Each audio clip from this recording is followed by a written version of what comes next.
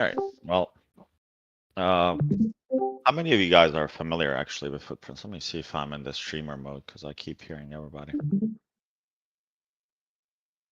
I am. Somebody else is not. I don't know who's that. It's not. But you guys hear that or just me? I hear that. What people coming in? Yeah. It's SB. SB. Hot mic. Yep. SB, go over you, please. Thanks. All right. Well, let's kind of get going. Is there anyone that's not familiar with the footprint charts? Like you have no idea what they are, how it works?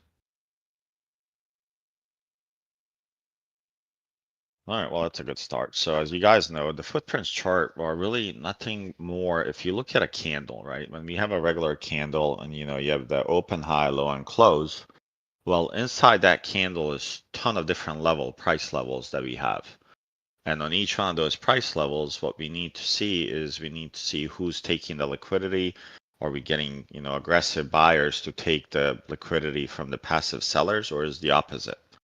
And that's what kind of the footprints, they give you really like an x-ray vision of that candle. Like you go take the covers off and you're able to see how's that candle made up of, right?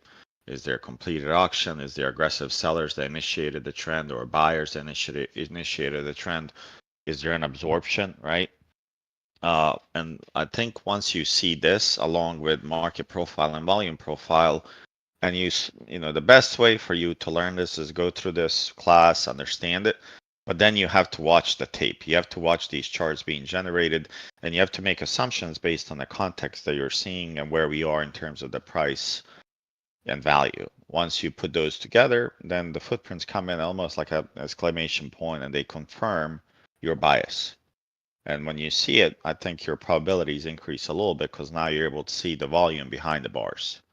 Because typically when people have the volume on the bottom, they only see the volume for that bar.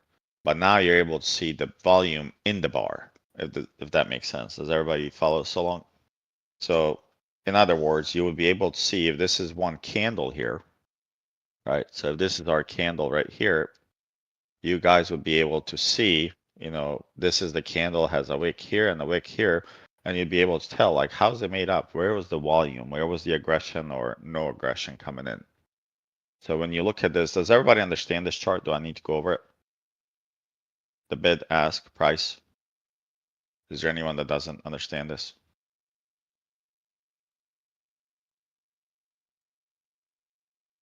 This is your chance to say no or yes, so that way we can make sure you understand it.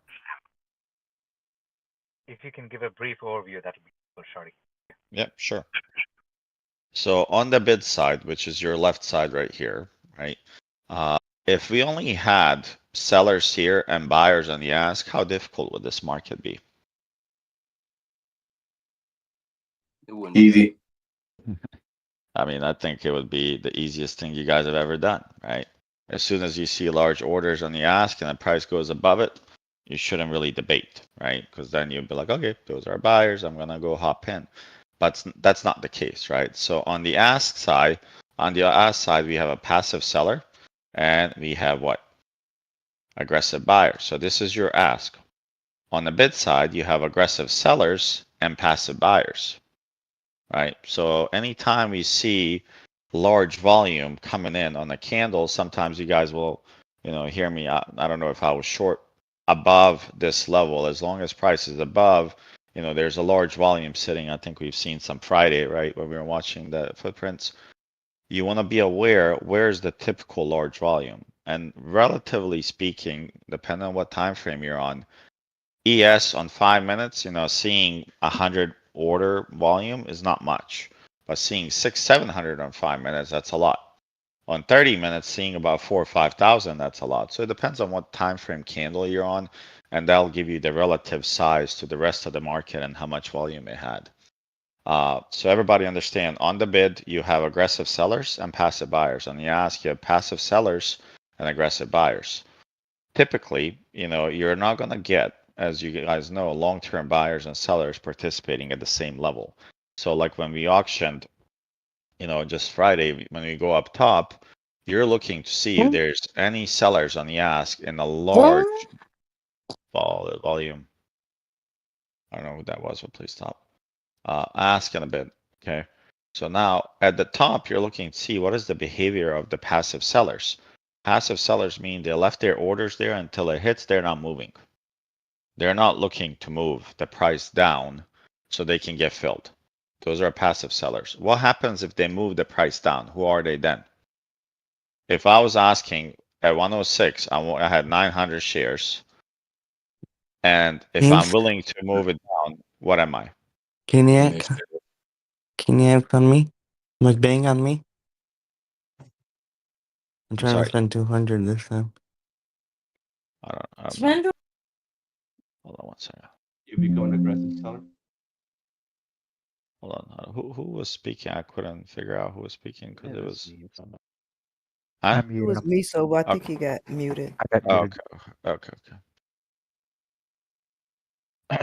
So if you're a passive seller and you're willing to drop your asking price, that makes you what? Initiative. Seller. You go from passive to Aggressive. you're aggressive. A passive seller doesn't move the price. You come to this level and I'll sell you 104. And if this seller sees that the price is not going to reach, because in order for this price to go from 100 to 104, what has to happen?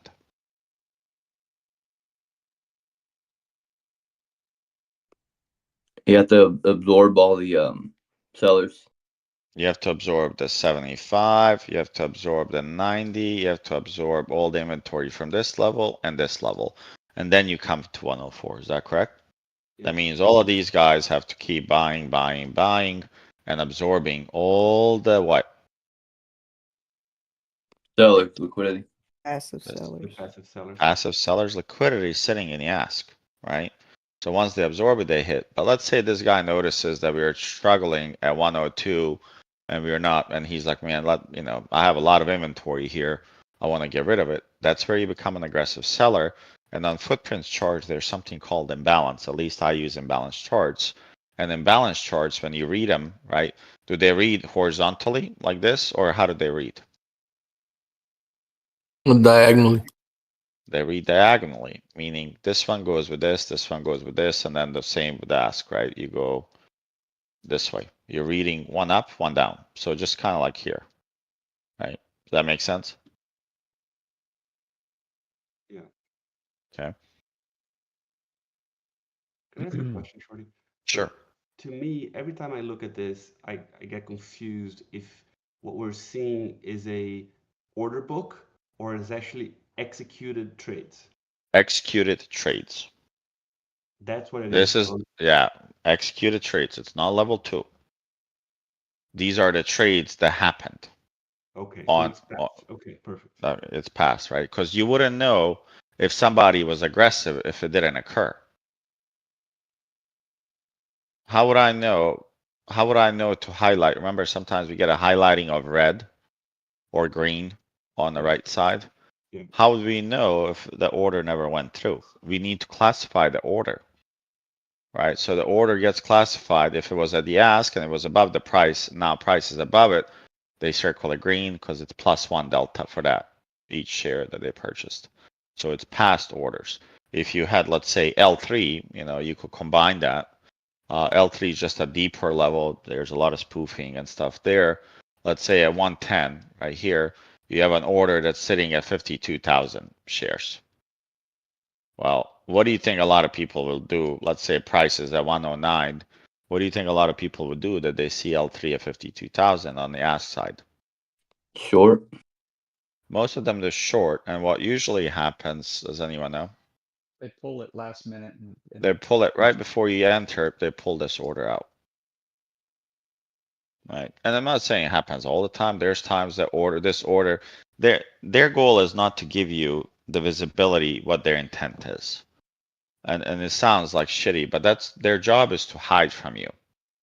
And the only thing that people with hedge funds can't hide is their problem is the volume. When institutional traders want to buy, guys, I mean, they can't get filled in 10 minutes like me and you. They can't get filled on a market buy like me and you. It's impossible for them to do that. So they have to slowly accumulate, buy in a range. It's not gonna be 94.25 that they buy, right?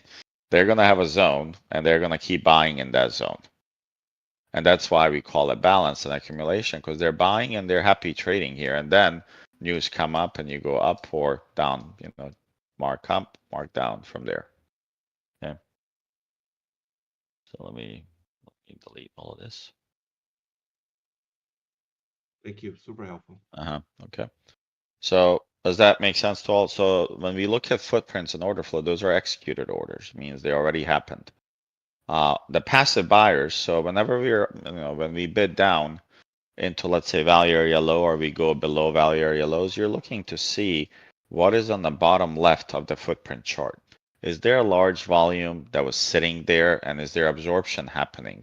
So what do you guys think absorption is? Just looking at this, what does absorption look like? Let's say on the bottom, we're coming to a level that's here, right? Let's say this is our value area low monthly. What do you want to see? And how does absorption work on the bottom?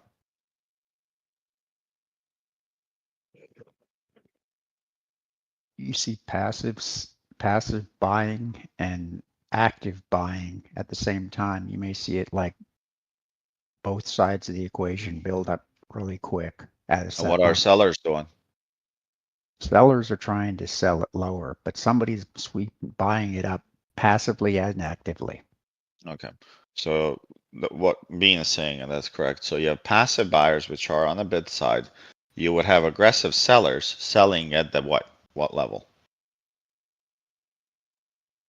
At the bid. At the bid. So I'm selling at the bid and I'm buying at the ask. And if I have a little bit more aggression here and I have a little bit more quantity and demand that's really aggressive, eventually all these sells will be absorbed by the limit buys. And then, like Bean said, it could be sometimes when we look at the order flow that you see a 0, right? And then you see some green numbers on the right side. Typically, I like to get in shortly after those green numbers, and I like to drive up higher, especially if the POCs on lowercase b. And then you see a lot of delta coming in, indicating like that potentially there was late sellers. If there's late sellers coming in here on the bottom and the price never went below, what does that tell you? They're trapped. They're trapped and they're absorbed. And most likely what typically happens is that you get, sometimes, you know, I call it out, hey, this is probably going to be easy 10, 15 points bounce if we get over this level, and they literally pop. And I say 10, 15 based on the levels that I see to the left, but typically how many points does retail hold on a stop loss? 3. 3 to 5 points max. Other Twitter experts that hold their ES for 70 points, I'd like to see their accounts, because that's 70 points to hold as a stop loss. Is pretty wild, right? I've never seen it at retail level. So that's the idea of an absorption on the bottom, right? You have aggressive sellers and you have passive buyers, and passive buyers are absorbing all the selling. How I explained this to my kid, actually, not too long ago. I gave him a picture of a balloon. I said, there's a balloon on the bottom, right? Where's my pen?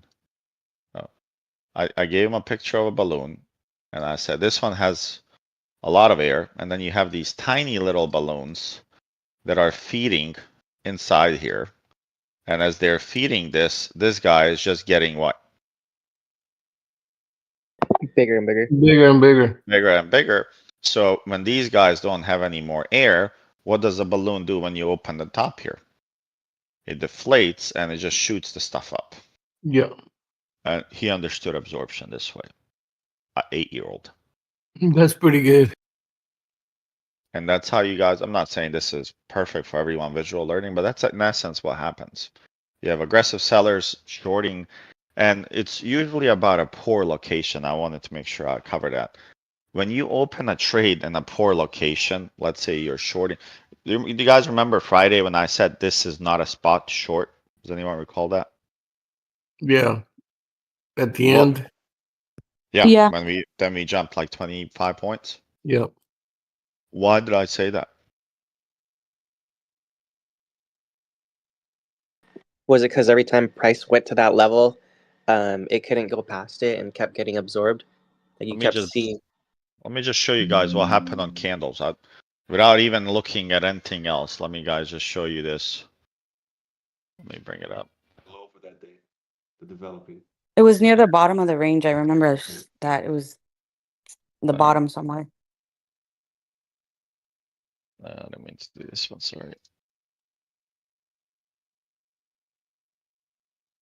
Remember, this was kind of when I said it. I said I would not short here.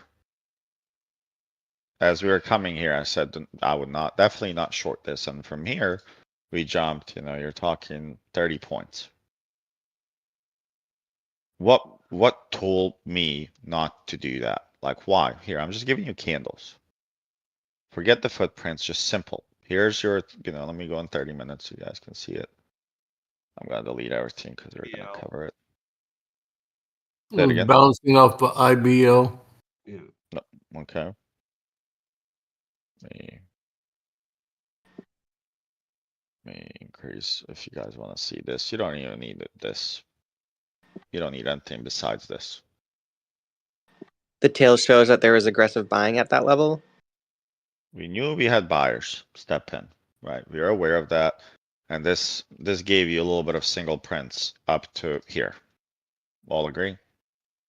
So we Yeah. went below the IBL and then we had other time frame participants come in. And then right here, I gave you guys a warning. Does everybody recall what the warning was? In the chat, I said what they could form here if we go above IBH and we fail. What is the high chance that we're gonna do? Neutral day. Gator, you actually answered it. You said we'll most likely come back to the POC. Is that right? Yep. And we went Yeah, I above, remember that. we went below, and look where they closed. Okay, so now when you combine, like, why was this a bad short spot? Well, we knew there was access low on the bottom below the IBL. So that's telling me that IBL, they're not interested in extending the price where. We talked about Lower. initial balance and the extensions happen here and here, right? Top to the bottom. Here, they are not interested in extending. Then you No. came to the, IBL, and at that time, this was also like spot on, developing value area low. Right here. And I had like a little zone that I drew and it hit perfectly. And then I said, if you're not interested in early in the day to auction lower and you brought it back aggressively, well, you potentially are not interested in going lower. But what about the context to the left? Does this have anything to do with this? I would say yes. Okay, well, let's just take a look, right? Let's draw the box right here. And what would this mean? Balance. Bracket. So we were in balance. We had let's call it, like, I think this is this the contracts with? No, this was not. This was the news, right? We had the gap. And then we kept the gap. Did we fill this? We came back right to that, right? Balance. And what did we say? When the buyer, remember that slide in market profile class, we said you're in balance and you're looking for acceptance here to go higher. Or if you fail inside, we're looking for. Do you guys remember this? Yes. Yeah. Okay. Yeah. So my reasoning is you're coming to a key level for that day, market generated information was telling me that you're not really interested below. And then when you look at the footprints, did anyone see what was happening on footprints here at that time? Like 2 to 230? Oh, I would guess absorption, but I don't have the chart, so. Okay, well, let's take a look so that way you guys get a live lesson. All right, let's take a look here. This is the 230, 2 o'clock candle, right? We're selling, and look what's happening here now. Here, we completed the auctions. Let me just find the best, trying to see if I can increase it enough.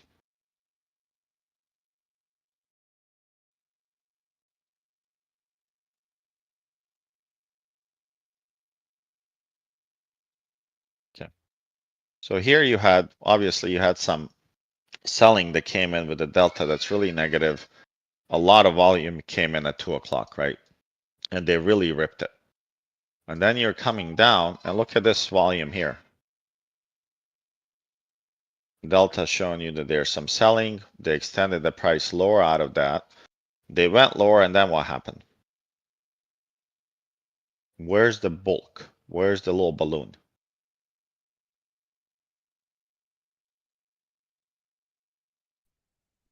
Right there at the bottom. So you have a little balloon. That means that there's no interest in trading right here, right? So the value of this would be somewhere inside of here. I'm trying to get this on the right side to show up. But for some reason it's not. Trying to see the delta, but we can change it. I can show here. And then let's say I'd switch this to delta, right? Let me do a step profile real quick.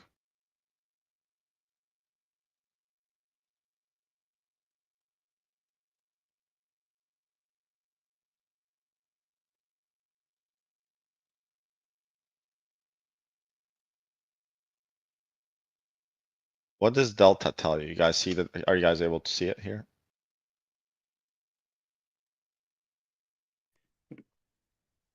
Bid minus ask. Yeah, but what is this telling you right here? So you had some sellers right here. A lot of sellers came in here. Some came in here. And then you see that there's a seller happening here. Look at the bottom now. You guys see this?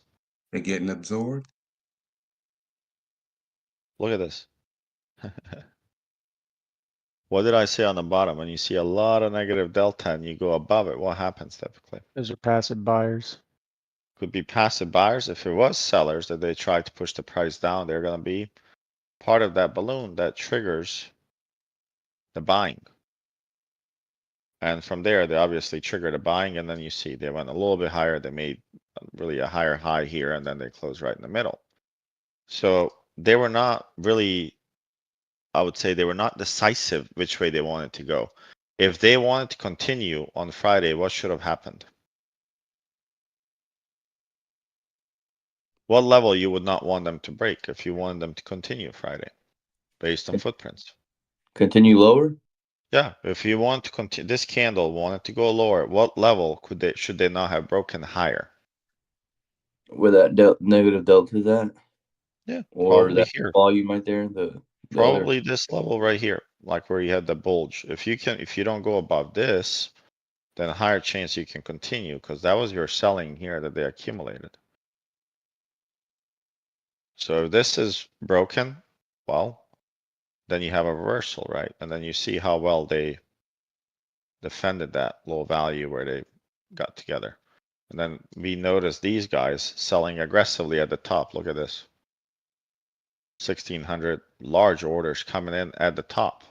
So if they're selling at the top aggressively like they are here, and they're buying on the bottom and trapping both sides, and we knew that IB failed and it was a neutral day, it was fairly easy to combine all those pieces and play that all together as one collective piece of information to know what you can expect for the rest of the day.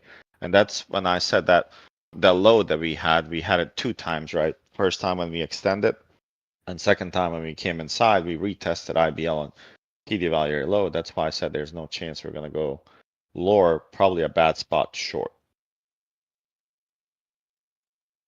Okay.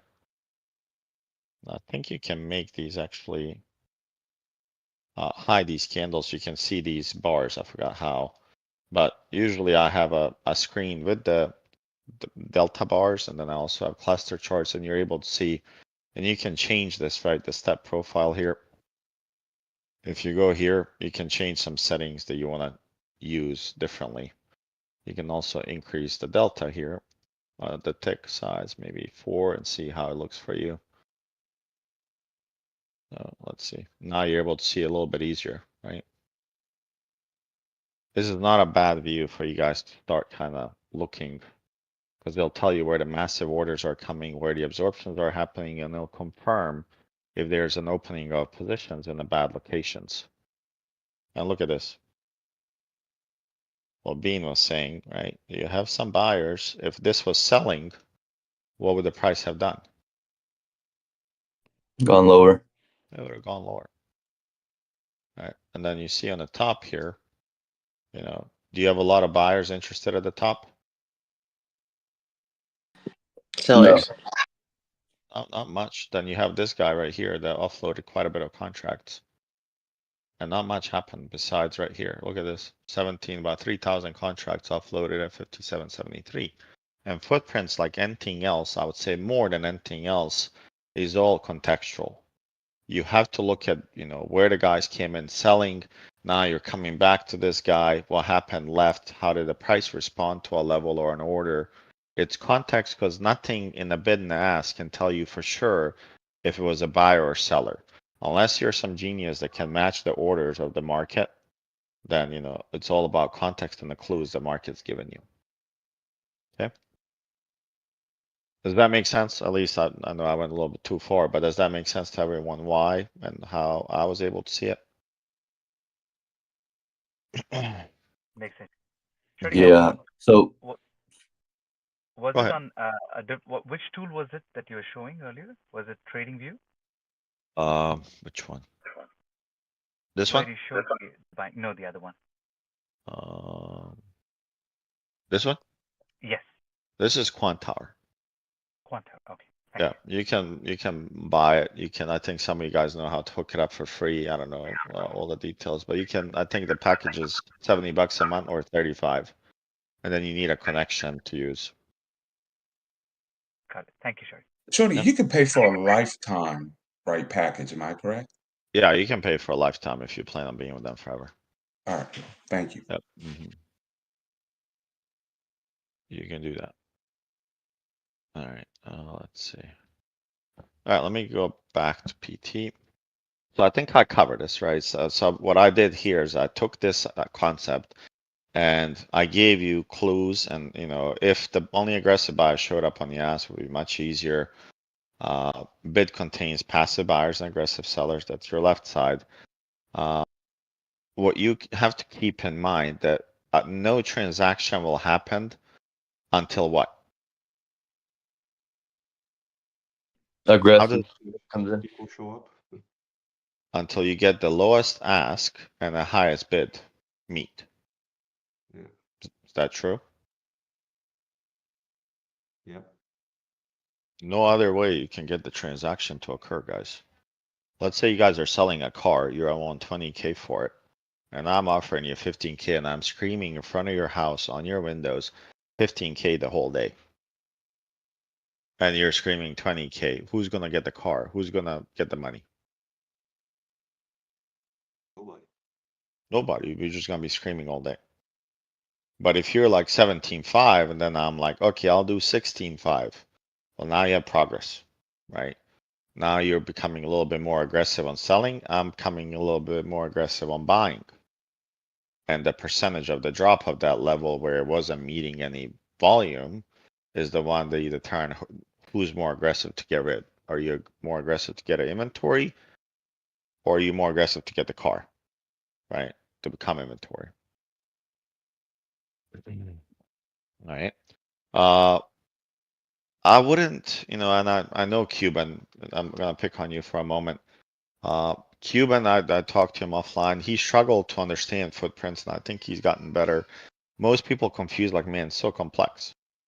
How can you tell where's the POC of a candle on the left chart? Likely where most time is spent. I'm giving you on this candle, let's say this candle right here. You tell me where was the most time spent right here. You don't know. You can't know. No, you can't. You can't. All you know, I mean, if some of you guys I have mean, studied yeah. Japanese candles, you can know some facts. You know the high, you know where we opened, you know the low, Yeah. and you know the close. So if you know only 4 pieces of information, what does this candle tell you here that's more versus this candle? Where all the orders were. Volume profile It on the gives candle. you, yeah, it gives you like a skeleton of what the candle is. Exactly. It gives me where the highest volume is. Looks like a lot of volume on that candle was where? In the wick. In the Where, wick. so highest volume was here. And they didn't have interest trading below here. So once you're able to crack this level, what do you think you would see? Selling. Quick dump, right? Because that means you absorbed all the buyers that were holding the price in here, and you see how some of these, well, areas are less shaded on these candles. What does that mean to you guys? Like you see how there's less shading here. What does that mean? Left volume. Okay, like there's less well, shading here, less shading here. That's out of the value area. That is the value area. Good job. Yeah. So if I'm not interested, if the value is not here, that's good. Oops, sorry. On this candle here, value is not here. They're finding value here. Where do you think we're going to start trading? Lower. At the bottom. So now think contextually. Here on this candle, we are interested in trading here. Is that correct? Mm-hmm. And then something happened in the market, something changed, sentiment shifted, and then the value that was here, price went below that. And it went straight to what? What is this called? The imbalance. This is your footprint imbalance. So I can show you how to set these up. Buy side imbalance. This is your buy side imbalance. This is where aggressive trend started to get to here. So if this guy was serious, what do you expect to see here? Him coming back and buying. Yeah, we're expecting to have buyers Yeah. come in and Not defend that letting it, level. defending right? it, not letting it go lower. And in the world of the guy from Twitter that's annoying as shit, ICT, they call it fair value gaps. And he said Yeah. that he invented it. Well, market profile was there before ICT. Okay, so I'm gonna cover this next, the imbalance, but does everybody understand about the difference? And you're really just seeing where the orders happen, where was the highest volume, where are the buyers, sellers interested or not interested? Well, they're not interested in this here, they're not interested trading below.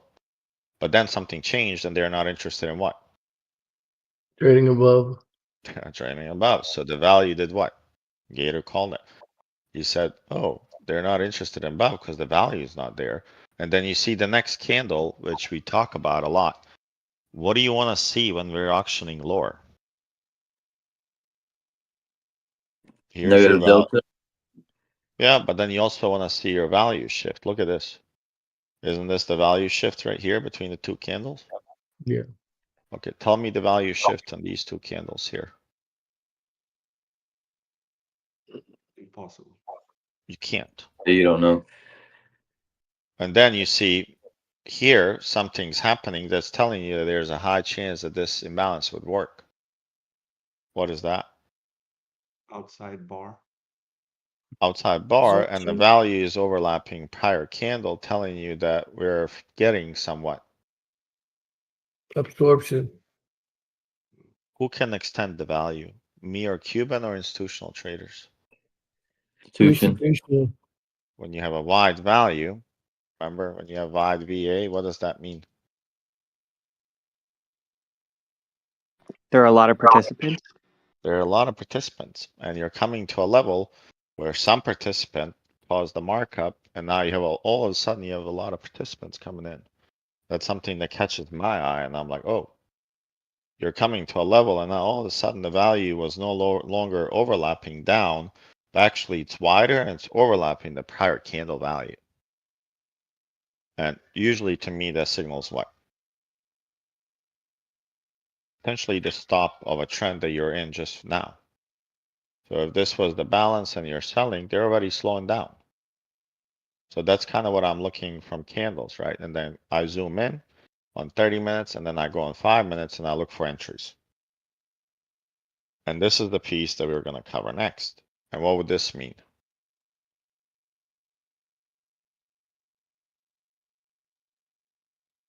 How do you know this on footprints?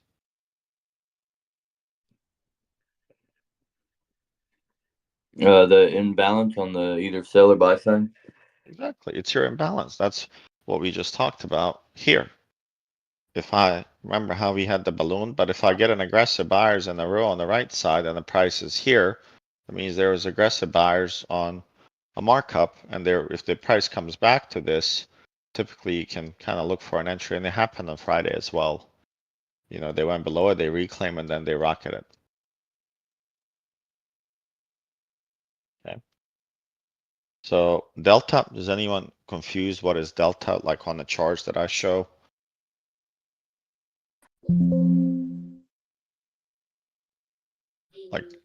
Like the little footprints charts that I'm showing you here, guys, the bar. And on the left, this is also delta. Okay. So I'm let just me curious what your settings were for the delta on the left. delta on the left, or I can share it. So that would be your left profile here, and I typically do full chart range. I want to see pretty much everything I can see in terms of delta. Left side, I usually do that. On the right side, I usually keep it on a daily, unless I'm studying and trying to see where the levels are than I do today, yesterday, or current previous week. Depends if I'm preparing or if I'm trading. If I'm trading, I'm looking for a day. If I'm preparing, I check yesterday and prior week to see if there's any levels that kind of stood out. Mhm. Gotcha. So kind of like the same process when Yeah, we do market profile and volume profile. exactly the same process. Nothing changes. I'm going multi-time frame and I'm trying to figure out, is there anything that I'm missing in the market from order flow perspective? Today, yesterday, last week, month, full chart. Yeah. Same concept. Thank you. And the beauty of market profile, volume profile is market and volume profile follow similar concept, name changes a little bit. Right? And then you have delta that confirms what? Why do we use order flow? What is the order flow in our formula? The Price. volume. Show the ask versus the bid volume. That's your volume. That's your confirmation if the auction is valid or not. Right? Just because you went somewhere to a price doesn't mean you're gonna keep the price there forever. You can sell your, you buy a car, let's say for 20,000, you're a dealer, or let's say a person that flips cars. You buy for 20 and you list it for $1 million. You can sit there at that million. You will never get a call. So the auction and the market is not accepting any of your prices, doesn't even know you're there. So, but if the volume is there, if the volume was at the million and people are fighting over your car, then you probably buy more of those cars and sell them at $1 million. But you're probably not going to do it again if you have a car and you can't get rid of it. That means you got to lower the price. Okay. Sure. When Dino is calling these numbers on NQ, right, and saying there's a big liquidity there, price will chase the liquidity. What is he talking about? What is it, So how is Dino looks at also like candles, and I can ask him to explain to you guys. He trades similar, but he adds different components to it. So I'll give you this. So when Dino looks at a market, and I mean I do this as well. You had, for instance, let's say you have liquidity here because that was the outside swing high, right? And then inside here you have a swing low. This is your true swing low here. All of these are local in between. This is your local low. This is your now local high sweep or external high sweep. So the next logical point would be for them to sweep what? Well, you had a nice little level here would be 72 to sweep, and then ultimately they're going to come back and look at the liquidity here because they know what's going to happen is that the buyers are going to come in here, and what's going to happen right here? They're gonna trap people. They're going to hit their stop losses, right? So what they're going to do is they're going to sweep the liquidity of stop losses because you're going to sell it to them. Because you're going to be scared. You're going to say, man, lost 69.75. I'm terrified. And you sell and they grab your liquidity cheaper. And then they go, okay, thank you. Bye-bye. Yep. And then, the outside ones like these are pretty massive, right? At these levels. So right now, all the bulls, if I was a bull right here at this level, I'd be shaking a little bit. Because if you look at this price action, do they have a lot of room for error on Monday? No. Not a lot. You know, you lose this and you know, you potentially sliced 54.60 rather quickly. Okay, so it's That'd be not like- footprints then, or No, is no, it no, more- it's not higher footprints, time frame no. stuff? Yeah, No, usually he only does football. 4 hours, 1 hour and 30 minutes. Okay.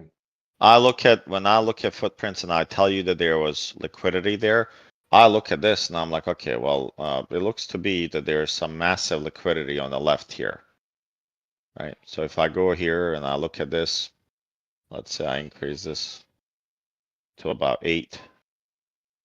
Now I can say, you know, for sure, look at the orders and liquidity that's sitting at 5,700. Look at Yeah. the order, that's 23,000 contracts exchanged. So if we were to come back to this level, what do you think it will happen? Like 50 points from now? It bounced. There's a high chance they would bounce, right? So if I go here, where's that profile? Maybe I don't have it anymore. Let me see. So let's say I just do this and I do a custom one. And I'll do delta. Now I'm able to see just for that run up. Where is the volume? And look at this on delta. So we're kind of at the borderline here. So they lose that. Most likely they hit 57.30 quick. Below that, there's some liquidity that occurred at 57.25. So I would say they're most likely going to touch this on Monday, right? They swept the top. Isn't 57.30 like a change of structure? It is, yeah, it is. And then right below, you see that this is also a value area low and massive buyers showed up at 5,700 before. So if I was to extend this guy a little bit to the left, you'll see that this is a pretty big level here. Let me see if I can increase this. Look at that order now. So look, where are we? So now you have ping pong between this and this. And once you lose this side, that's probably going to be a 200 drop or a run. They grabbed a lot of liquidity at the top. And what happened on the top? Just look. Remember when I auctioned the $20 bill? How many people were interested as the price went up? Fewer. How many people are interested as the price went up here? 308 fewer. But the Yeah, well, fact we have green up top, wouldn't those be passive sellers it most could likely? be. No, it could be, right? It could be passive sellers. It doesn't mean it, right? Remember, you don't Yeah. know till the context is confirmed, right? If you see a quick, you go above and you quick reject it, that's most likely that there was a trapped buyer. Because you went above and you trapped them, and then what do? You send it in opposite direction, and then that buyer has to do what? So Sell. Just sell. Okay. So delta just ask minus bid, and I can post the settings for Quant Tower. I think I have them for NinjaTrader as well. So I can add them in here for you guys. Anomalies, these can also equal to what? What's another name for anomaly? Divergence. Divergence, or it could eventually lead to what? Absorption. Right? If you have a massive delta that's red, and we had quite a few recently. Okay, we're auctioning lower, right? Look at this candle right here. Look from here, you have 150,000 volume negative delta. Delta is slowing down as you're selling, right? Selling, and then look at this candle right here. Pick up in volume, what happened to delta? flip green. Flipped green. I just showed you guys earlier. Usually I look for confirmation of something like this, and then I look for the aggressive buyers. Look at the next candle right here. Did I not say I really want to see somebody step in and show me that they're interested? Be aggressive. That's all I want to see. I want you to climb out of that hole. And look at this. Aggressive buyer showed up here, here. POC of that candle is there. And look where they came back. To that So you would level. jump. So you would jump long as soon as you see the break I of would that have, I personally would have taken it probably on the long here. On this candle right here. on the reverse. Yeah. Okay. No, Once it no. passed the POC, I got you. Yeah, once you take that, and then of course I would, if I sold here, I'm looking for a re-add again here. If I'm Yeah. really patient and I'm not trading live, I'll let them do this, and then I come back and I'm like, okay, let me just get it here. Hey, Yeah. Shorty. Yep. Why not enter right there with it with that big 2,312 order is with the completed auction on the bottom? So Yeah. the POC is the one that I usually don't like trading. It would tell me if the fair price of this candle is now being accepted lower or higher. Because there's a ton of volume on this candle here. I wouldn't want to find out the hard way if these guys are serious. I want to see them absorb over it, and then it would be a good confirmation. Yeah, we absorbed these sellers, and then pay attention like how much volume was at this level, 53 and a half. They spent a lot of volume and time here. So this here gives me a chance, you're gonna run at least 6-7 points. Anything over that is kind of like a, icing on the cake. But once they went above it and they sold off, this would have been the ideal entry. And look at the time frame that was. We just talked about it briefly, remember? That was your 230 when I said there's probably Yeah. no chance that we were gonna go lower, and I would not short that. Yeah, 'cause I've been noticing whenever it's a completed auction and there's a heavy green number like that on the right side, it normally goes up, if we're at the bottom of a range or a value area or anything like that.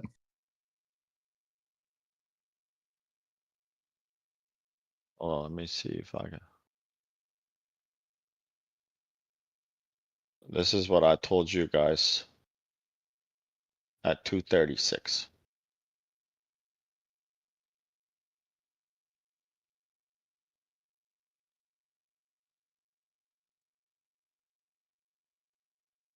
And I think they learned a lesson not to short this. He came back and floated. Okay. Delta. So what I do on Quant Tower and anywhere, a lot of people, you guys will see the bottom time statistics bar. So it has, for me, 4 components. It has volume, delta, max, min, CVD. Does everyone know what that means?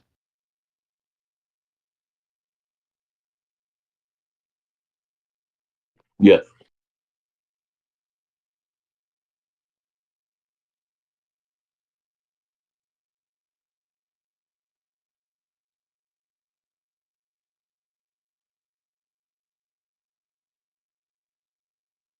Anyone that doesn't?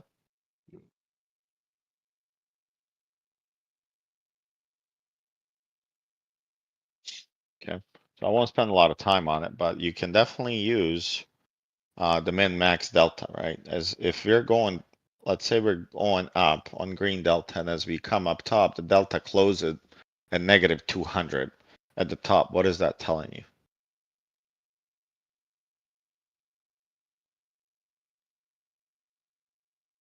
If the one, Bearish. yeah, I mean, that means there's a little bit of absorption. People are taking their profits, right?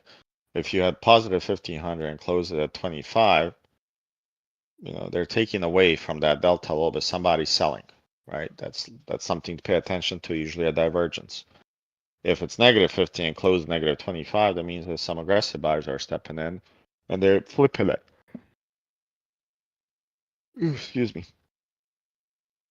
There's different scenarios, but that's how you would use it in terms of identifying, right? So if you look here, like when they're selling here, you see the volume is picking up, the delta is also cumulative going down, and the orders are going on the green side. So when you combine this, with knowing where the value is, a market profile, it really gives you a little bit of upper hand to be, okay, I'll go along here. My stop loss is this. And your chance of trade working is a little bit higher. Doesn't mean it'll work. It's just the odds are in your favor a little bit. Okay. I don't get the significance in 25.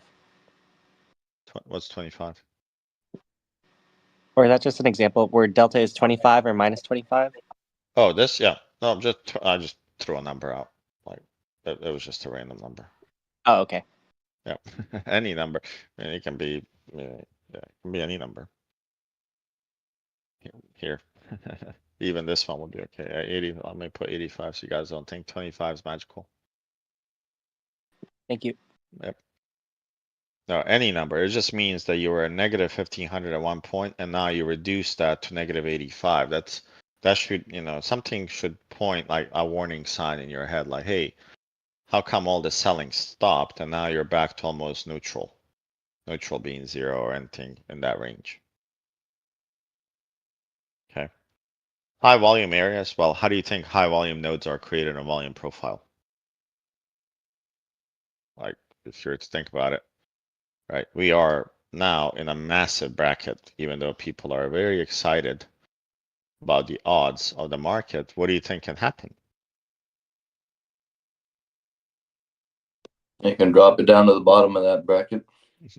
Yeah. They can do some stuff here and then it would be weep, we're back. And then people that were late and afraid to short here, where did the late people short? The bottom. Start shorting here, then they go to bottom. Then everybody that was something here, they do the opposite and they take a trade in poor location. Then we decide, are we gonna crack this? Or are we gonna accept the value higher? Then you would have a value split sitting like this, and you already have that, right? So you have the top of the value sitting here, 5470, and the bottom is all the way at 5200. So if we are accepting these prices here, is that bullish or bearish? Bullish up at the top. Yeah, in the major trend, when you talk about major trends, this is bullish, right? Well, right now, you're just accepting the prices in this range right here. Making higher highs. If you're to lose this box, let's say the bottom, then you'll be accepting in the bottom quadrant, right? Or a half. You're looking for value shift to be on the bottom. Right now, bulls are in control, right? So far, but we're at top of it. So I wouldn't be shocked. I don't think this access was enough. I think we need to find a little bit more sellers here and then look for failure of this. Okay. So that's high volume areas. I would say it's the same thing because it's just single candle providing value. And then we draw this and you're able to see what is the value like on this level. So let me see here. So here you go. So if this is our volume here, I can zoom in on a single candle and see it, right? I can look at this and see where's the volume on, like, let's say a couple of candles here. On 30 minutes, we look at volume profile day to day and you're able to see what? Distribution of volume for that day. What the footprints do is they give you a distribution of volume for what? For each one of these candles. Does that make sense? Yeah. So I would say this is, you guys can read it, but I think I covered it. It's just where a lot of trades took place. Usually that leads to some kind of balance or accumulation where they're sitting and trading happily. And if it's a wide balance, most likely you have some other time frame participants. If it's shallow, usually short-term traders, and most likely it's going to pop out of it quickly. Okay, let's see, imbalances. So in footprints charts, I mark all three imbalances. There's a 3-to-1, 6-to-1, and 9-to-1. Which one you guys would like to play the most? 9-to-1. Well, 9-to-1 tells you the highest aggression, right? Because if you had 9 times as much orders on the ask, well, you might want to pay attention to it because it should be a pretty good bounce there, right? Because they showed up in abundance. I mark all three of them with 3 different colors, right? Typically, you do not want to be short at the imbalance of a bull imbalance. When we are revisiting, probably not the spot to pick a short. Most of the time, you're going to eat them alive. If that imbalance is lost, and now you're auctioning from the bottom, there's a high chance that that imbalance that was previously buy is going to be what now? Fail. It will be a fail and a good resistance level. Res- So I would treat those just like that, just like what I said here. So now if you guys zoom out and let's say we go here. And if you guys look at your settings, there's the low imbalance ratios, 369. Sometimes people do different colors for, you know, so that way you can tell which one is which. Sure, you can definitely do that. Here you can do this and you can click apply and then it would give you, you know, if there's any imbalances here, you'll be able to see it. I don't see any at the moment. You can check also maybe 15 minutes.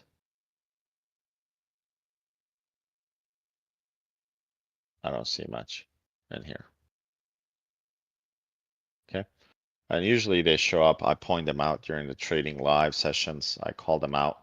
We'll talk about them, kind of how they work. I have the slides here. I have the answers in how to set this up in the Quant Tower. If you have questions regarding Quant Tower, I can definitely help you. TD, I can also help you. They do not necessarily have footprints, but they do have everything else. And I like to trade there, so I can help you there. I also use monkey bars there, which is TPO. And if you open a TD account, you can get these TPOs basically for free. Okay. Guidelines on the footprints itself. I think somebody asked this question earlier. So you just do everything like market profile? Well, yes, the first bullet here tells you yes. I use everything similar to market profile. My analysis start the same. I start highest to the lowest and I look for entries on 5 minutes. I don't go below. On NQ, I would suggest you don't go below 10 minutes, but some people go on 3-5 minutes. I just can't do it myself. I use 5 minutes for entry on the trades to make sure I have good levels and, you know, good order flow that I see it. If you look for imbalances, let's say on a daily level, right? So if you go here and you're looking for imbalances on a daily level, you can certainly find them and they're going to play out most likely really, really nice. But do you think you can catch them every day?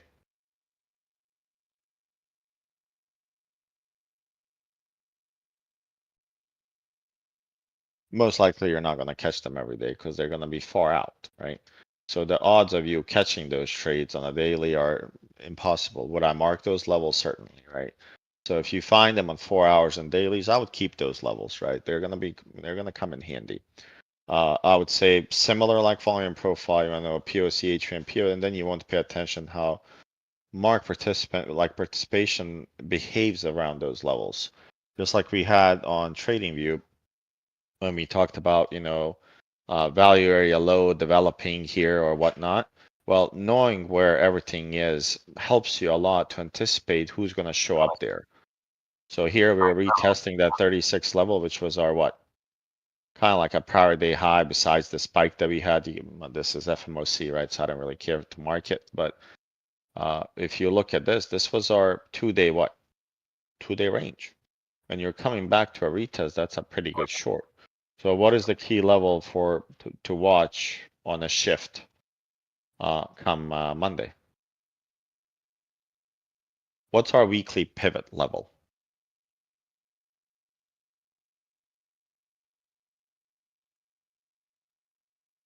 36, 37. Yeah, why not? It would be this level right here. 57, yeah, 30. Yeah, if you auction below this, what does this tell you about the 2-day balance that we had here? Well, the value was not there. So what would you look come Monday on the footprints as we're approaching here? We're gonna accept or reject.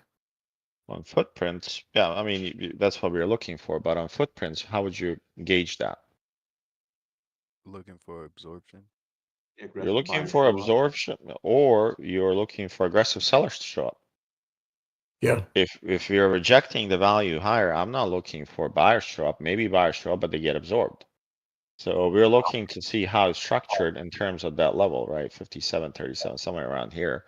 What's going to happen? You know, are they going to, if they slice this level, when we come in, they drop fast and we see a lot of imbalances on the left. Well, most likely they're what?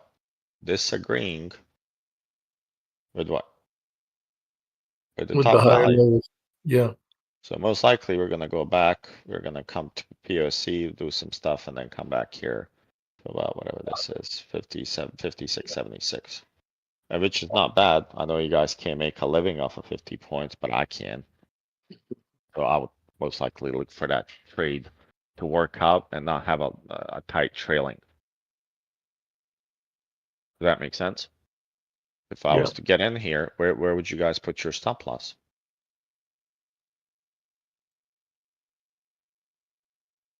Let's take a 2-day print of this and let's find where's the 2-day value.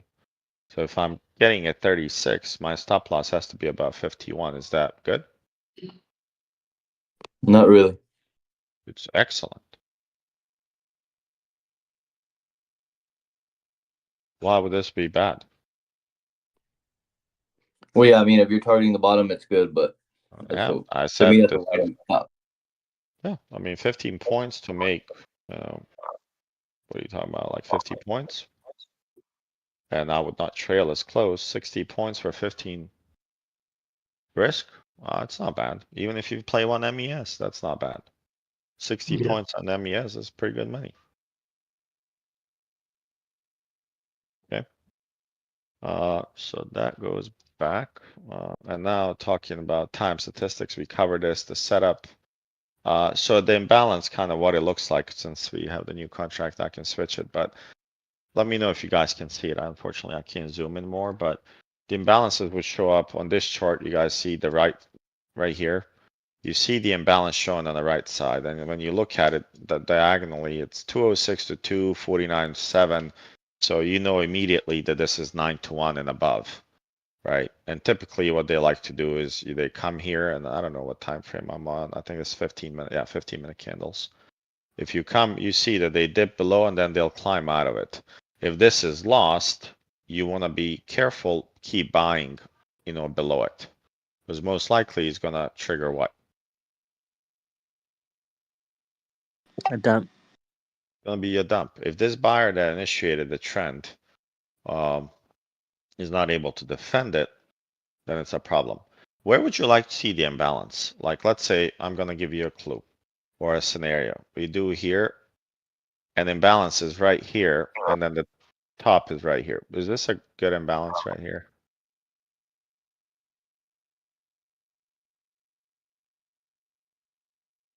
Hmm. Or let me give you one.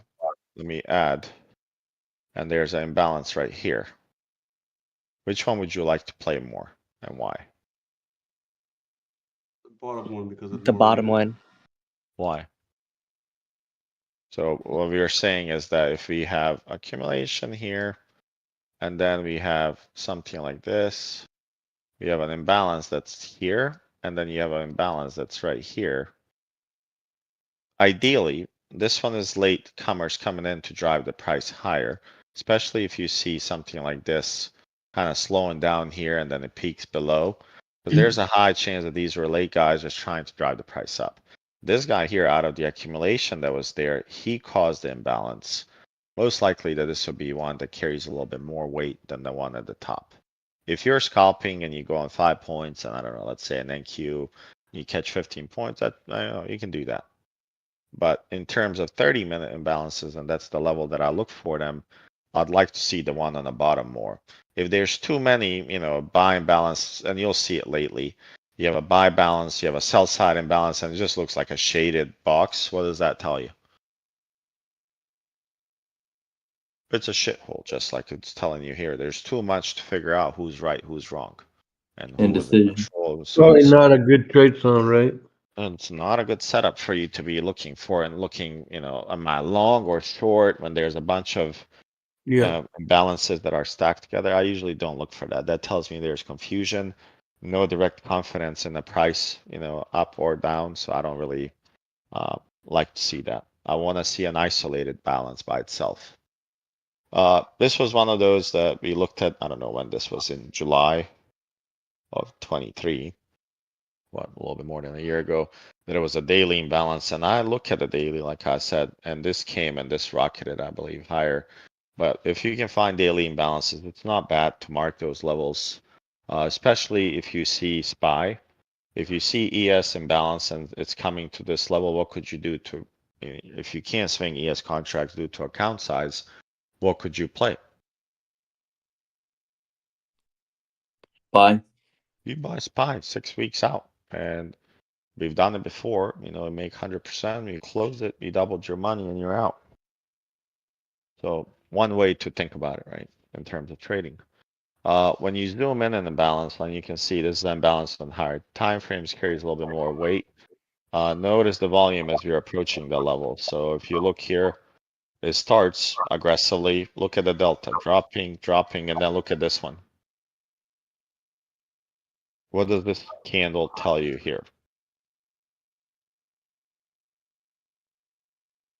Buyers are stepping in. Buyers are stepping in, absorbing the sellers.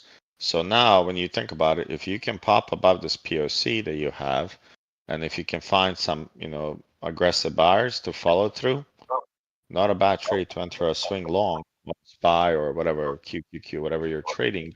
Or if you can take some MES and let it ride and see if it, if you can catch 50, 60 points or 1 ES, whatever your account allows, where you're not shaking when you see profits, right? You should Yeah. be calm and collected and play your levels, not necessarily, oh my God, I'm up 1500, I'm good, check mark. Well, in trading, you want to maximize your profits. You want to let them run as much as you can to the point that you know it will hit or should be hitting. Hey, Shorty. Mm-hmm. But then that other candle, like the third one over, the delta flips back to pretty heavy negative. Would that be a warning sign right there? Yeah. At 4:30? Oh, 4:30. Yeah, I didn't see the time. My bad. Yeah. Usually, so what happens, and I talk about that here a little bit. Borrowing pot is showing lack of power from sellers, even though it's ETH, right? I highlighted that because a lot of trades come in independent, right? This was, I believe, date-wise, I think it was beginning of August. Yeah, beginning of August.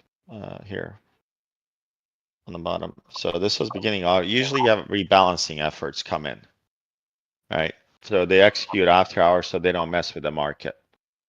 Right. So I like this, you can pay attention to, and it can usually play out in the morning a little bit, give a little bit of volatility. But as long as, let's say, the low of this holds, yeah, that doesn't mean much. Does that make sense? Yeah, I didn't see the time. Yep, no worries. Okay. Talking about absorption, right? So here's this. You have two types of absorption of buys and absorption of sells. Just keep in mind that big boys, they can't execute market orders just like me and you. If they executed market orders with all of their buying power, man, it would be pretty fucking crazy in the market. Like they would never get filled, and they would just cause a lot of illiquidity stops because they're, trying to buy and there's no fills. So it would really be bad. So they have to sit and buy, sell at the top or buy in the bottom, right? They don't necessarily look to do what retail does, read the news, be like, oh my God, I'm gonna buy Apple at 230. iPhone 16 is coming out tomorrow, so I'm gonna put all my savings there. They do not do that. They're looking for them to sell to you at these levels, for instance, an Apple stock. So they're trying to get rid of their inventory, and that's what absorption of sells looks like. Occurs when aggressive market sellers hit passive buyers. So that balloon flips now. Now it's here. And then when you look at it on footprints, you will see inflated like little candles. You see how much volume it has, 8,400, 7,999. And how many times did the price auction above this top? Not much. And then when it was going up, you see 67,000 volume to 30,000 volume, and Delta started going negative. Then they pumped this one with, again, half the volume. And then they started picking up a little bit of volume from this candle on selling slowly. So they started picking up selling, but there was no higher highs made. So in terms of context, what do you think happened here? Just think logically. A lot of buyers showed up, but they were not able to break the price higher. What does that tell you? Absorption. Absorption. And most likely these buyers got into a poor location. They went long at a bad spot. And then eventually when they crack it down, they're gonna sell, they're gonna close. Okay. So how would you guys classify absorption versus consolidation? How would you guys describe that? If somebody's like, hey, can you tell me the difference between the two?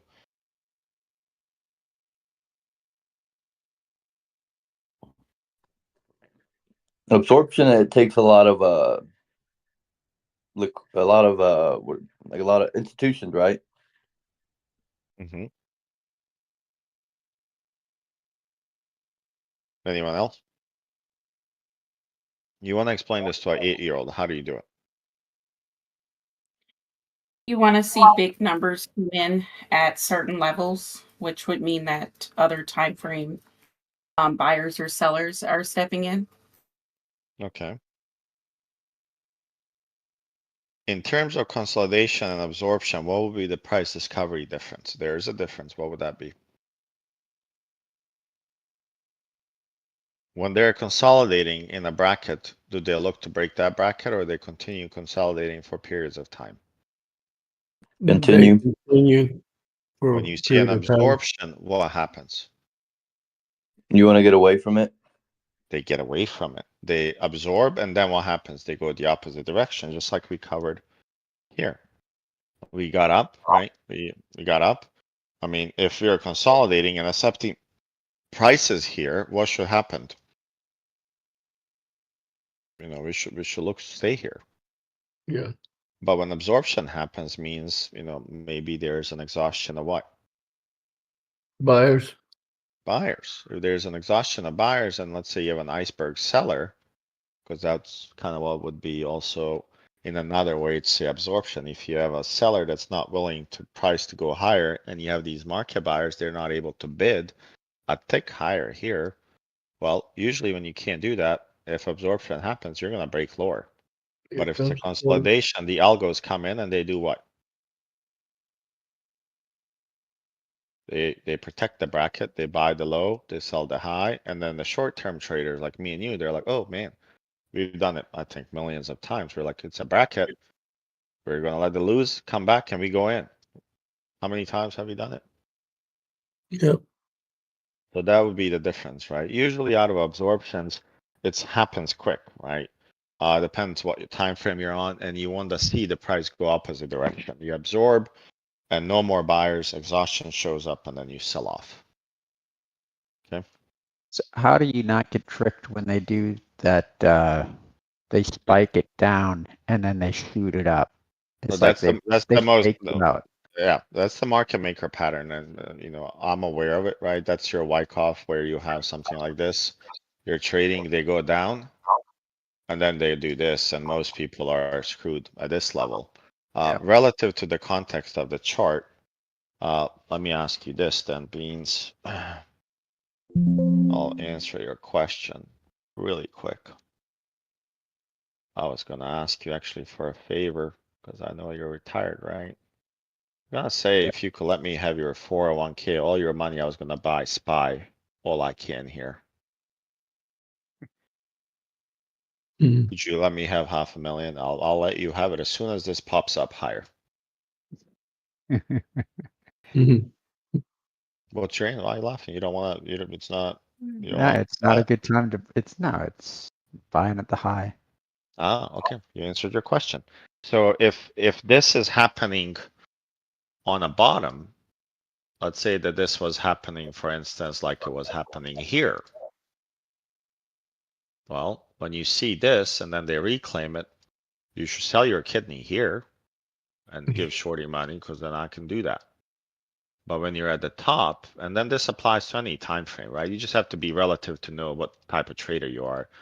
Not saying like, are you good or bad? I'm talking about, are you 5 minutes, 10 minutes? It just happens everywhere. So if you think about this, here's your 2 days, right? I would say for me, this is the high of the day. And you guys can call this the high of the day, but this is the one I would care for. Mhm. If you're coming to this level, and I just know you give me 2 days worth of data and you're like, hey, make me money. How would I read this? Well, you popped above this, you have a true gap, then you come in here and you have little pockets of what? Here's one accumulation that's tiny here. right? So did they accumulate here or did they absorb here?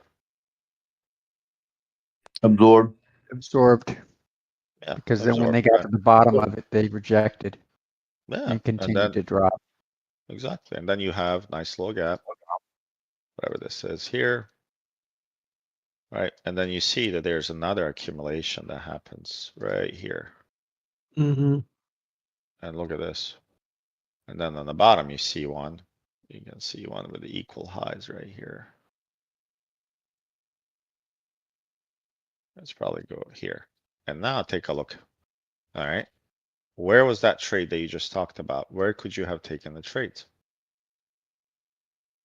Yeah. Right there at the bottom. As soon as But on that particular instance, it looks like you could be breaking down to the other area.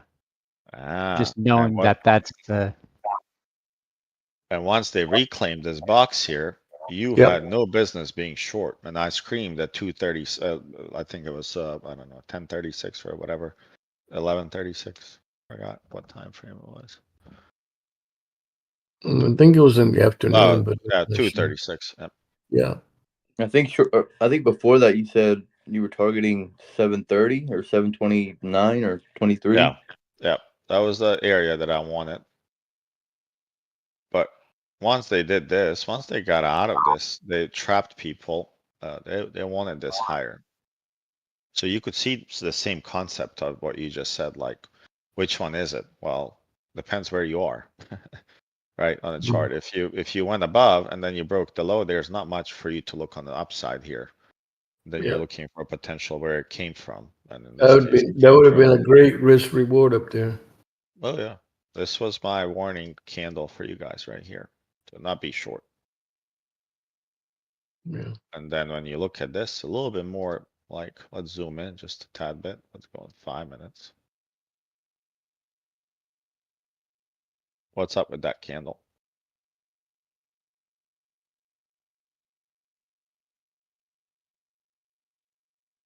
Okay.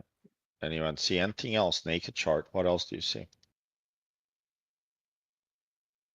What do you see on this candle here? Big wick. Aggressive buyers. And then matched with Volume. volume. You have not much volume on the other one. You don't have much. What? Here. Volume. Not, certainly not as much. Yep. So then when you look at this, you know, you're looking at, you open this 930 here. Did they put in a clean higher high and continued higher? No. Not really. I mean, they just kind of went above it and they immediately dipped below. As Yeah. soon as they went up here at 69, they filled this gap, then they fell inside. What could you have done? That's a test, right, Shorty? Yeah, that's a trap and a test. Yeah. So most likely we're headed back somewhere. I think we're gonna open in this range. I don't know where we close, but I would say we're gonna open between here and here tomorrow or tonight. About 7 points, 55.48. Okay, but yeah. So I think you have to think about where you are in terms of are you in a trend up, right? Obviously, if you look at 65 minutes, you know, you're making higher highs, you're consolidating higher until we lose this level. Let's say we lose this level tomorrow at 36. Well, and then, you know, it would be a big shift. Yeah. Does everybody understand why?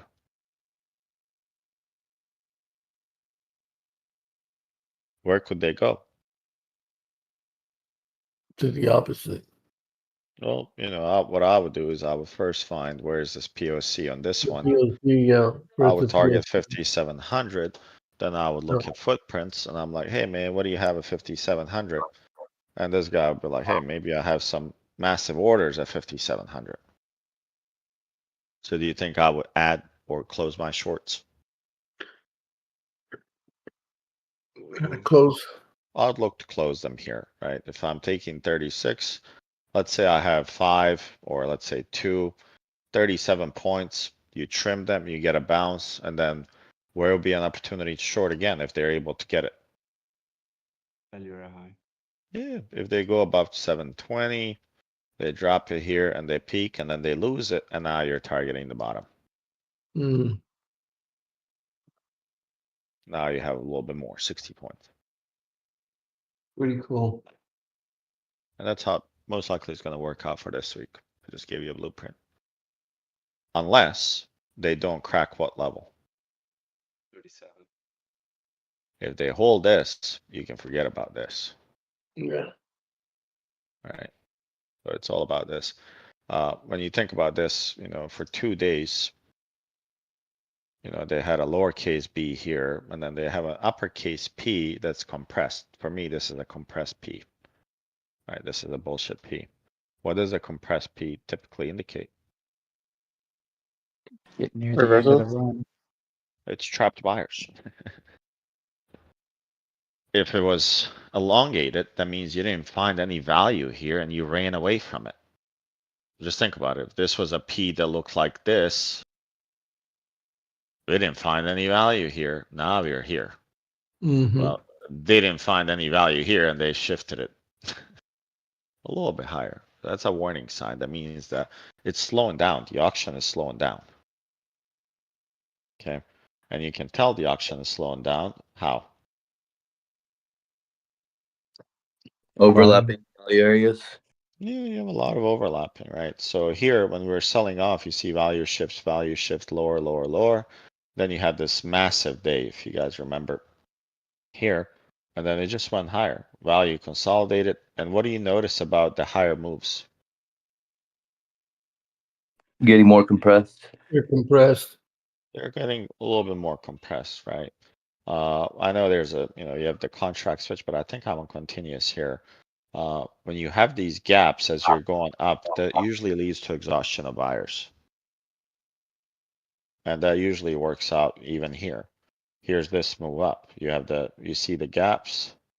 As soon as you start entering these gaps, usually 3-gap exhaustion rule applies. After 3 gaps, you're looking for a slowdown.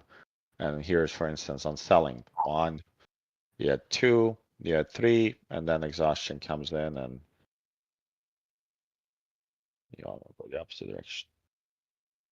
Okay, so imbalances, the way I like to play them, I mark them, I look for them on 30 minutes. I do look for them on 5 minutes if I'm scalping, but 30 minutes imbalance is your go-to. You want to find them on 30 minutes. And on Quant Tower, they will show up, you know, if they're visible, they're just gonna, oh, there goes on, I guess I should always look at NQ first.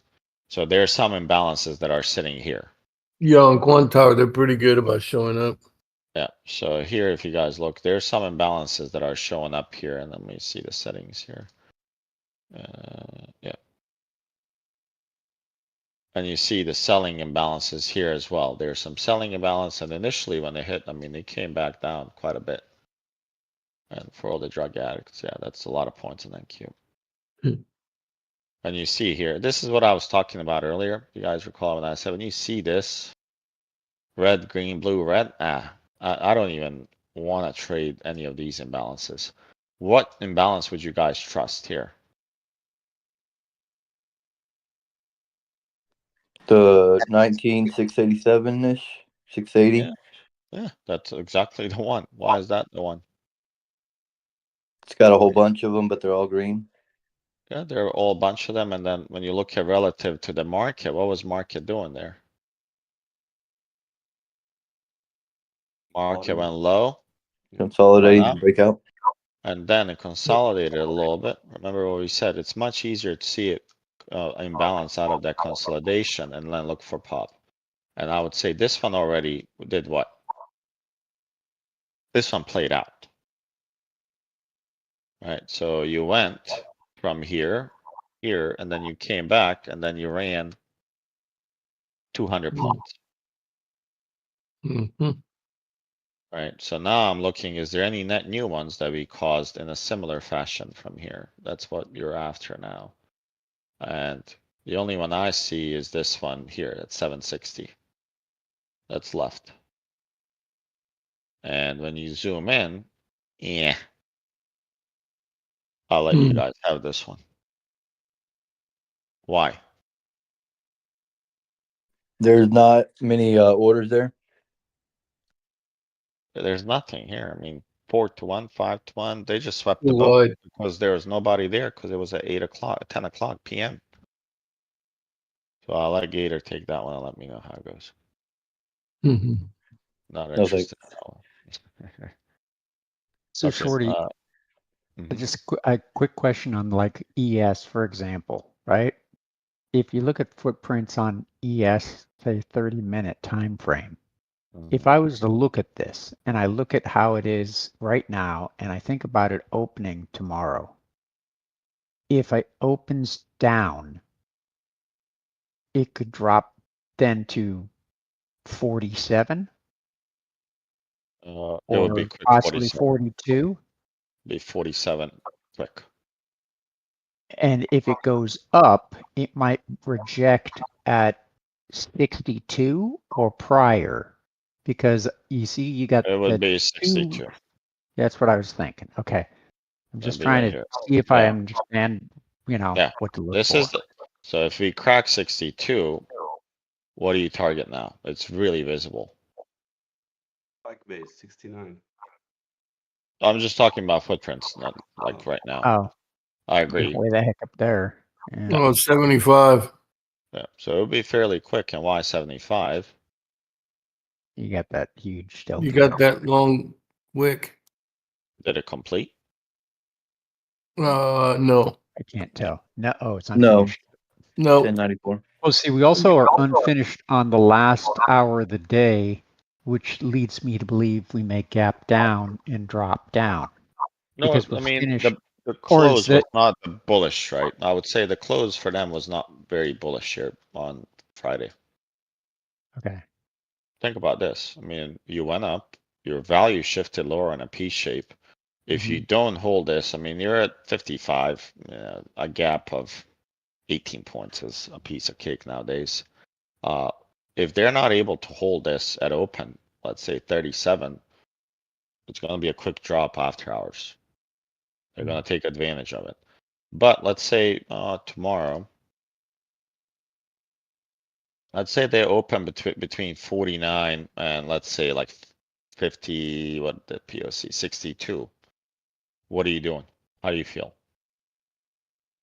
If I guess it depends on if it gapped up or gapped down. Well, let's say we open at 55. Or the same. Is that bearish? Semi, because it's below the Semi POC. Semi bearish, but holding to their value. Yeah, it's not enough You're for me to do anything with that one. you wouldn't have anything. So until they clear 49, 25, then you're like, okay, well now you have my attention. But If if you're it not gaps happy down, trading, if it gaps down, it could hit 47 or 42, bounce, sweep liquidity, and bounce back up to the POC. yep. And then they would look, let's say they come to 42 and a lot of shorts come in at this Then level it goes, right here. Then it goes to 30. Your next net hit is around 33-ish. Would be Yep. around ballpark you got. And then you're looking to 34, see yeah. if they come in here and they reclaim this level with ease. That was a trap. Most likely they trapped again people and they can. Then you're going to 62? Yeah, I would target 62 first back up, up, take yeah. 49, see how we behave on that value area low of 2 days, or in that case 3 days, because we would have something here. I would see how do they behave. Can they get in? If they get in, close your shorts. Because you have no business. It's gonna go probably 78, 80, right? I just look at the levels of key levels, whether it's balance 2 days, value area lows, and see how do they behave as they approach them. If they reclaim certain levels, then I close based on the pivots, right? If you can hold this level, I'm bullish. If you open below 51, I know you're going to hit this level, most likely 36. If you crack That's below even 36. so they're at least going to go try to sweep the liquidity there. Oh, yeah. 100%. And then they're going to go up. So it does, just because it drops doesn't mean it's not going to bounce. That's correct. Because they may just be sweeping, faking people out, right? Yep. And this would be how I play this tomorrow, identically how I play this. As long as they're holding this little cloud, I'm bullish. As soon as you lose this little zone, I'm not looking for longs. Because what would that mean in terms of framing down on a daily? Well, we have a lower high and we have a lower low. Lower lows. So, you know, it'd be already a nice confirmation that we're looking for lower. And then if you look at the weeklies for a moment. Okay, well, you lose this level, where can you go next? Or when we're framing down, typically we get Yeah, a high area of the low. day being the former POC. So you have a VPOC and then you have the value area low as 703. Yep.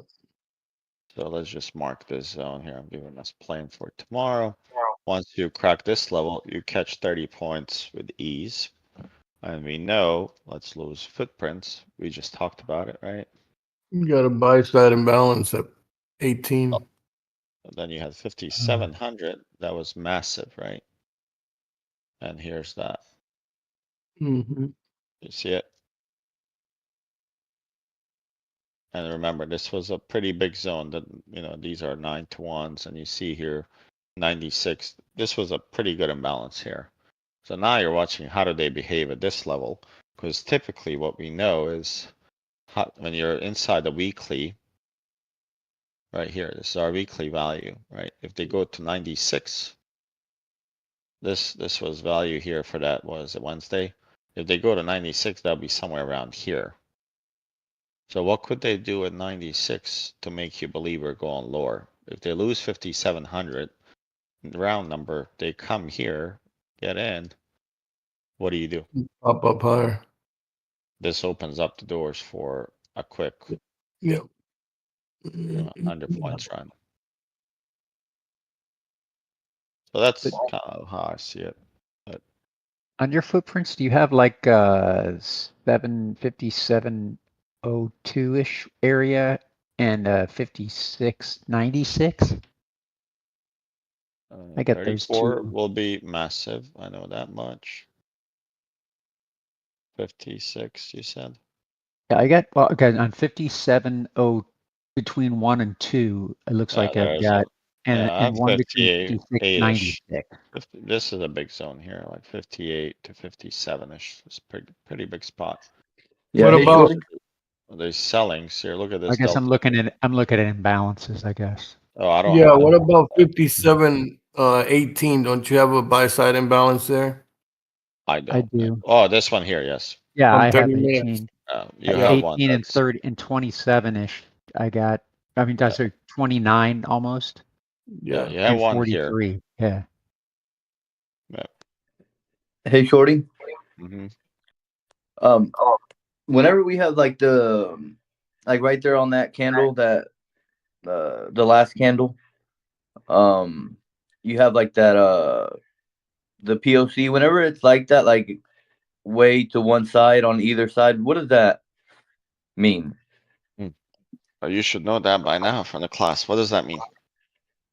Like the other day, I saw that there was I think it was like 3 days ago. It kept coming and doing something similar to that. Okay. So what does that mean, anyone? It's where they trade the most. Okay. It took a lot of volume there. And then where's the price relative to that POC? Just below it. Barely. Let's see this. And a lot of what? Red Negative delta. showed up there, and then we went below that. Then you have some buyers in a much smaller quantity than here. So they could ping pong here in between, but once you lose this level, it would be a pretty good sell-off. And happens to be, you know, when you look at context of the chart. So I would point out that you have some massive seller here. You have some initiative creators coming up right here. So it seems like a lot of selling occurring between this zone right here. That makes sense? Yes. No. Thank you. And 62.5 was shorty, come to shorty level on Friday. 62.5. Mhm. You guys remember? Did we already roll the contracts before that time? I mean, the Here. other contracts still, we still have September active, or is it gone done? No, it's yet? done. No, it's closed. Okay. September's done. Hey, Shorty, I got a question. Sure. What's the significance of unfinished auctions and completed auctions? Because I noticed you guys call out completed auctions a lot, but sometimes an unfinished auction, it'll like go away from it, right? And doesn't come back for a while. Mm-hmm. So we talked about it briefly in market profile class, right? But I'll cover it here. So in finished auctions, unfinished, and footprints, they show up how? So let me highlight this so you guys can see it and then remember it.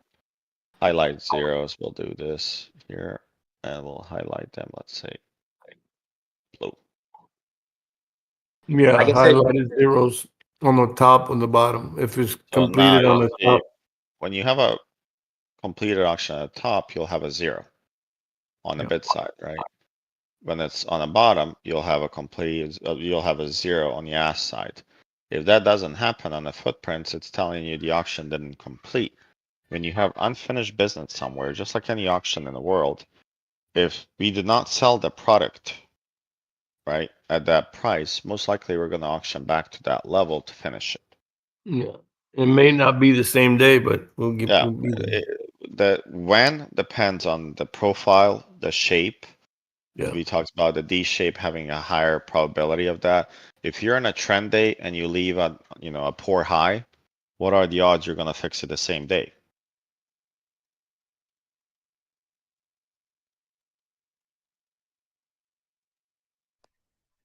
Are they Low. good or bad? I would say they're pretty good.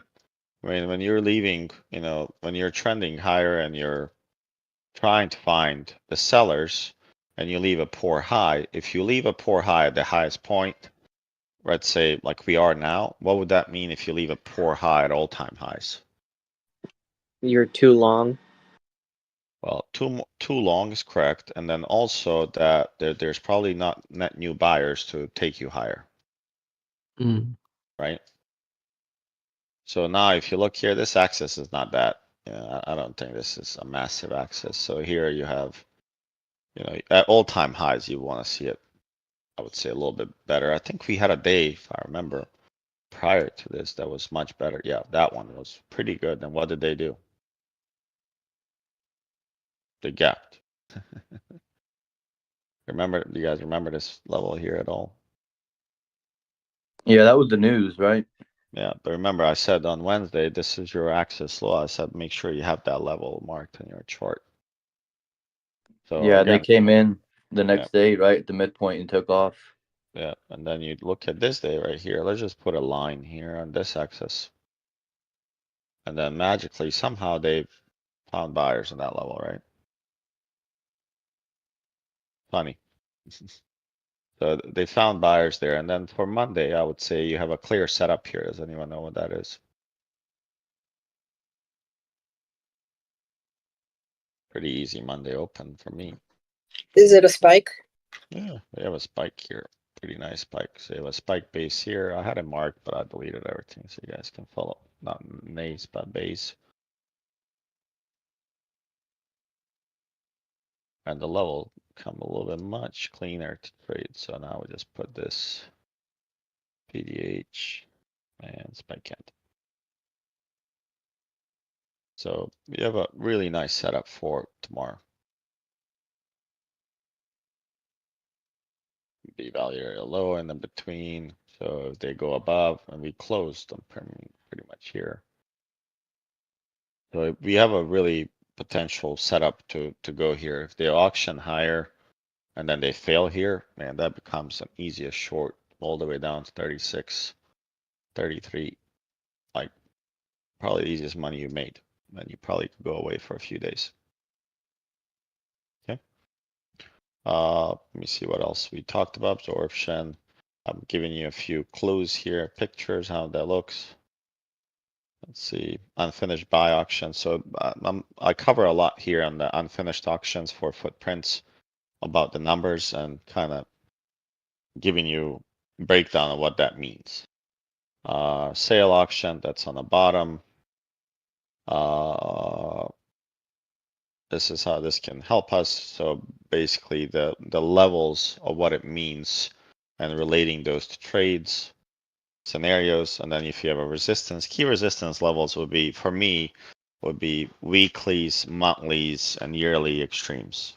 So don't think about it too much like what is a resistance. We use value and extremes as support and resistance levels. A lot of times you will see this. The stops, do you guys know how to recognize them? Excuse me. Hope I'm not getting sick. A lot of zeros on the bid or ask. Yeah, so if they're running long stops, they would show what?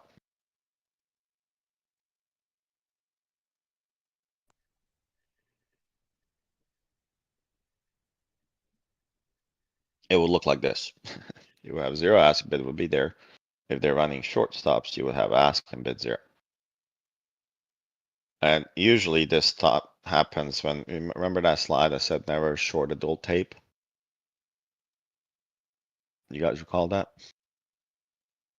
Yeah. Yeah. So Did usually you when say you're, long stops is the zeros on the ask? I'm sorry. I just got here. that's Yes. correct. It's in a PowerPoint here on slide 103. I'll post this. And it gives you all the details. You know, if you see this, most likely the market's gonna do what next? Reverse. Go the opposite direction of these where they happened. Because they grabbed the liquidity top, and what that looked like, you know, if you're thinking about charts. I'm trying to, you know, we're trying to break the top. Well, I'm trying to auction higher. And people, let's say I wanna go long here. Right? Where would my stop loss be? I'm a momentum trader and we just broke this Below the all-time break. low. Probably somewhere below here, right? Is that true? So if I Yes. go along here, Yes. I'm gonna put a stop loss somewhere here. And what Yes. is market most likely gonna do to you? Reverse. Stop them out. Get stopped out. Stop them out and go visit the opposite, eat their liquidity, eat everything, and go in the opposite direction. Because the market really is about liquidity, and the movements around it. Okay. I would say this is a pretty good example. Actually, we entered this trade live at one point in time. I don't know when, but we took this trade live, and I kind of break down and notate why. So I would say print it out, see if it makes sense. There's a few combinations of volume profile footprints. I number them. I'm not going to read them for you one by one, but this is your homework to read it and see if it makes sense. If it doesn't, ask questions. Okay. How would you spot exhaustions on a tape or on footprints?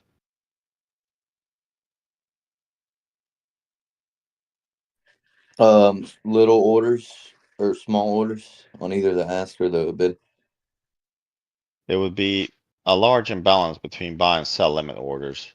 So if you have a lot of buyers at the bid or a market here coming and then you don't have a lot of sells, what is this telling you about the sellers? They're tired. So if I don't have a lot of liquidity at the lower price levels, where am I selling? If I don't want to sell my oranges between $100 and 104, and I have a lot of oranges, Gotta where go do I? higher. You got to find me higher. Yeah. That means that we're gonna absorb these price levels really, really quick. Right? And I think I'll write it out somewhere. Here. As the supply withdraws, this lack of interest still represent fewer contracts played in the ask. So when you see that, right, it's you typically assign the seller withdrew. And on footprints, how would that look like?